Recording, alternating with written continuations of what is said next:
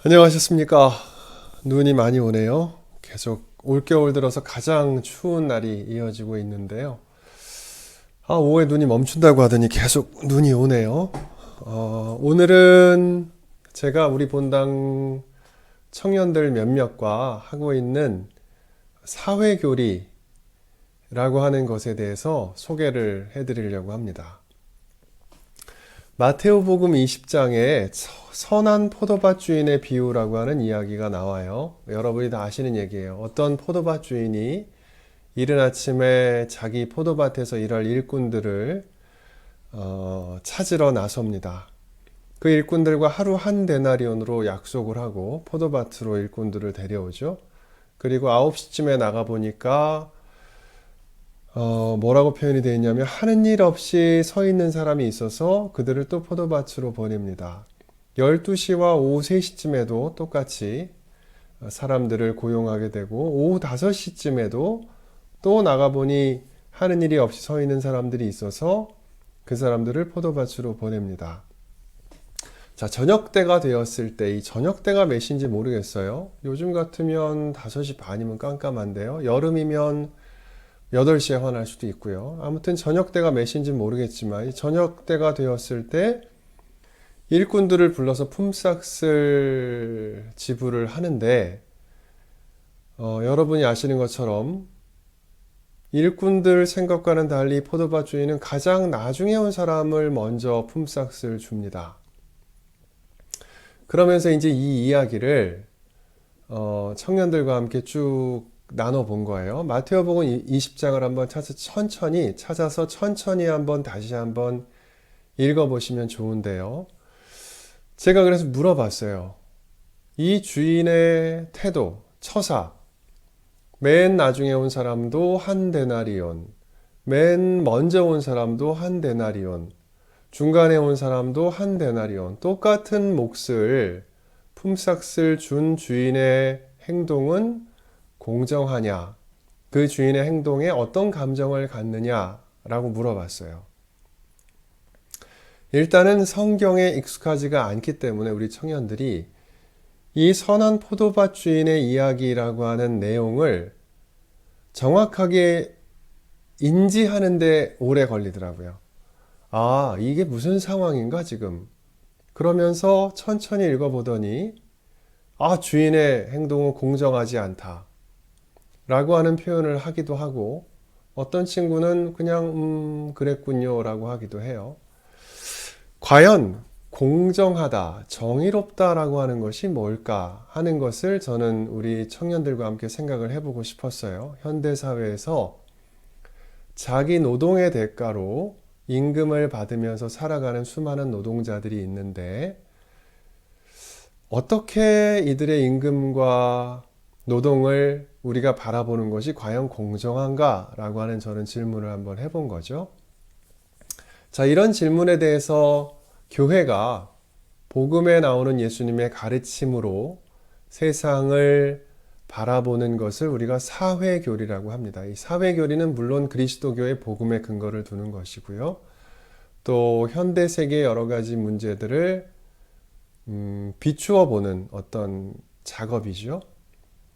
어떤 친구가 그러더라고요. 그럼 나도 다음에는 늦게 나가지 뭐하러 일찍 나갑니까? 나도 5시까지 빈둥빈둥 누워있다가 5시에 나가서 그냥 한 데나리온 받으면 되겠네요?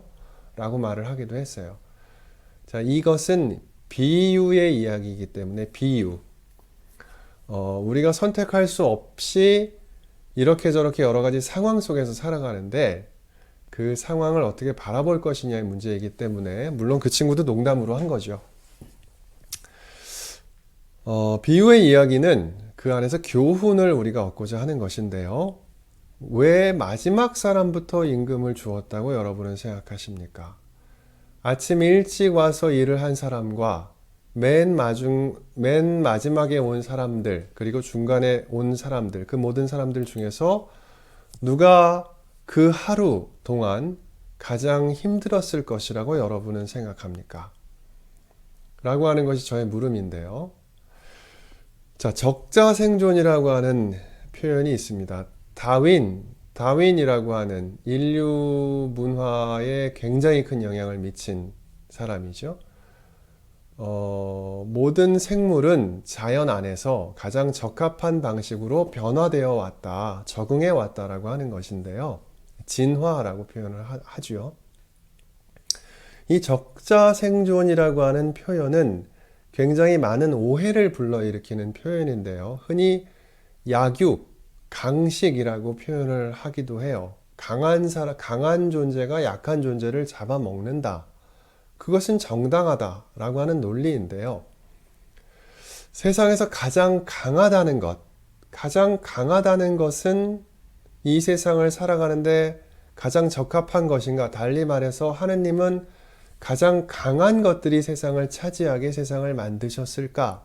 라고 하는 건데요. 그렇지 않습니다. 만물은 서로 돕는다 라고 하는 사상을 가진 거의 100년 전쯤에 살았던 사람이 있고요. 또 요즘에 톨스토이 같은 사람들이 이들의 영향을 많이 받았죠. 또 요즘에 다정한 것이 오래 살아남는다가 하는 책이 나왔는데 그 책을 한번 읽어보셨으면 좋겠어요. 적합하다는 것, 이 세상에서 적합한 방식으로 살아간다는 것은 과연 강한 것을 말하는 것인가? 아니면 따뜻한 것을 말하는 것일까? 라고 하는 질문이에요. 우리가 강한 적자생존, 약육강식의 원리에 따라서 성당을 한번 운영해 볼까요?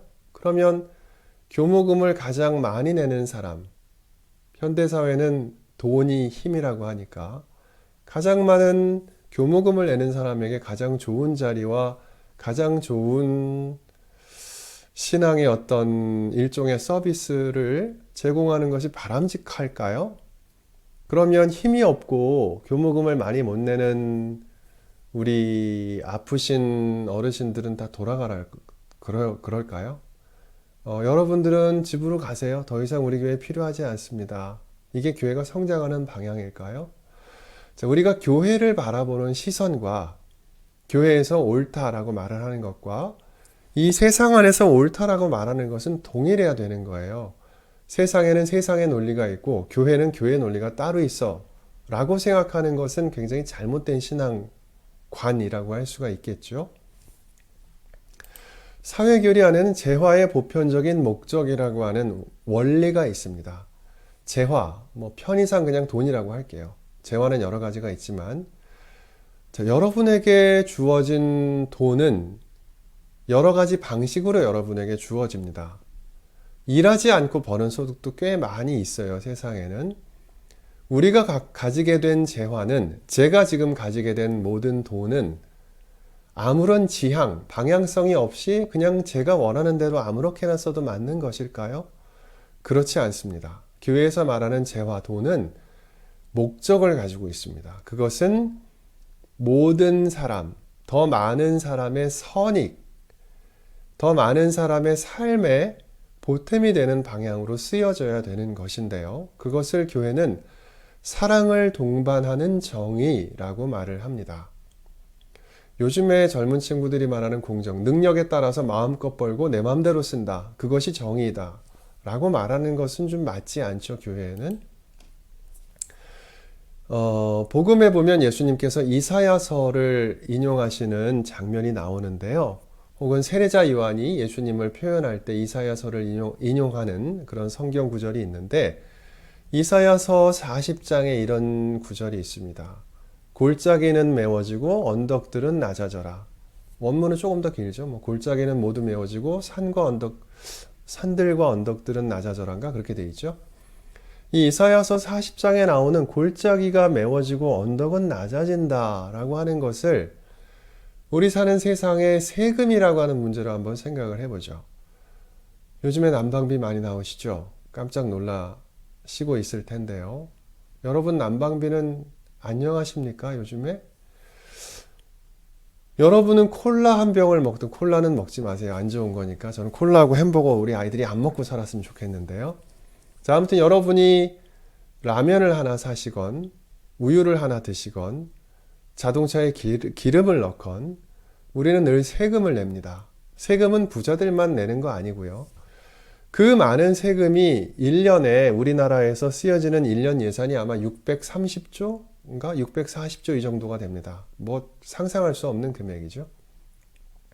이 세금이 어떻게 쓰여지는 것이 착한 포도밭 주인의 마음에 드는 것일까 하는 생각을 해볼 수가 있겠네요. 자, 올해 달라지는 많은 것들이 있습니다. 법인세, 돈을 버는 큰 회사, 콕 집어서 삼성전자를 예를 들어 볼게요. 법인세를 얼마나 내는 것이 적당한가는 각 국가마다 다르지만 하여간 2023년도 올해에 새 정부 들어서 법인세가 인하됐습니다. 법인세를 깎아준다는 뜻입니다. 종합부동산세를 내야 되는 기준선도 높아졌어요. 다시 말하면 더 적은 사람이 종합부동산세를 내게 된다는 뜻입니다. 그리고 덜 낸다는 뜻이에요. 집이 뭐 10몇 억씩 하는 사람들이 100만 원 정도를 덜 낸다는 뜻입니다. 상속세, 아버지가 엄청 부자예요. 엄마가 엄청 부자인데 아들, 딸에게 그 재산을 물려줄 때 상속세율, 내야 되는 세금도 깎아줬어요. 증여세, 내가 무엇인가를 남에게 줄 때, 무상으로 받았을 때 내야 되는 세금도 또 깎아줬어요. 즉각적으로 생각하시기에 이것은 누구나 알 수 있듯이 돈이 많은 사람에게 유리한 세법이에요. 자, 이들에게 더 받아야 되는 세금을 덜 받는다면, 더 적게 받는다면 어떤 세금이 쓰여져야 될 부분이 어디가 줄어들까요? 복지 예산이 늘어났을까요? 당연히 줄어들겠죠. 세금이 줄어드니까요. 공공임대주택 사업과 같은 젊은이들에게 주거를 마련해주는 사업 비용은 늘어났을까요? 줄어들었습니다. 민간 업자들, 건설사들에게 그 권리를 더 많이 부여했고 집을 돈 주고 사라라고 하는 정책으로 변환되고 있어요. 의료복지, 우리가 다 건강보험료를 내는데요. 병원에 가면 받을 수 있는 혜택이 올해는 늘어났을까요? 줄어들었습니다. 교육 예산은요? 우리 아이들, 꼬마 아이들 유치원 가고 어린이집 가는 예산을 사립대학 지원금으로 돌리려고 한다고 해요. 자, 이것이 과연 이런 세금을 이렇게 부자들의 세금을 깎아주고 여러분이 엄청 부자면 모르겠어요. 저는 그렇지 않아서 생각이 다를까요? 이렇게 세금의 형태를 다르게 하는 것이 과연 정의의 문제일까? 아닙니다. 골짜기는 더 파는 거예요. 어려운 사람은 더 파이게 되고 삶이 부자들의 언덕은 더 높아지게 되겠죠. 이것은 착한 포도원 주인의 비유에 나오는 예수님의 마음과는 전혀 다른 방향인데요. 이럴 경우에 교회는 사회교리의 원칙에 입각해서 이것은 잘못되었다라고 말을 하게 되는 거예요. 자, 화물연대, 트럭 운전을 하시는 분들이 결국은 그 무서운 검찰력, 공권력을 앞세운 어떤 으름장 앞에 무릎을 꿇었습니다. 굉장히 마음 아프게 생각을 하죠. 노동법에서 파업을 할 수 있는 권리가 있음에도 불구하고 꼬투리를 잡아서 살인적인 가압류, 월급을 받아도 다 가져가는 식으로 노동자들을 많이 괴롭히고 있죠. 이게 과연 착한 포도원 주인의 마음에 드는 행위일까? 저는 그렇지 않다고 생각이 돼요. 자, 이런 이야기들을 청년들과 제가 함께 나누고 있어요. 마태오복음 20장이에요. 착한 포도밭 주인의 비유 이야기를 보면서 여러분은 과연 공정한 세상, 정의롭다는 것이 무엇이라고 생각이 되시는지 우리 주변에서 벌어지고 있는 여러 가지 정부 정책에 비추어서 한번 생각해 보셨으면 하는 생각이 듭니다. 외국인 노동자들, 계절 노동자라고 하죠. 이제 지자체에서, 지방 단위에서 쓰지 않는 건물에 숙소를 마련해서 외국인 노동자들을 머물게 하고 그 외국인 노동자들을 농가에 파견하는 방식을 추진하고 있다고 들었는데요. 모든 제도에는 부작용이 따르기 마련인데요. 저는 이것이 조금 좋은 방향으로 이주 노동자들을 받아들이는 방식이 되었으면 하는 바람을 가지고 있어요. 사람은 취급해서는 안 되는 것이고요. 사람은 대해야 하는 것인데요. 인격적으로. 사람을 물건처럼 취급하면 안 되는 거잖아요. 외국인 노동자들이 조금 더 좋은 환경에서 지낼 수 있을까라는 바람을 한번 가져보는데요. 잘 되기를 바라고요.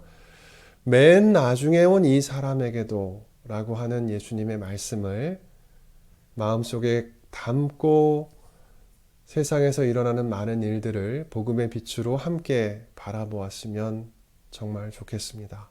감사합니다.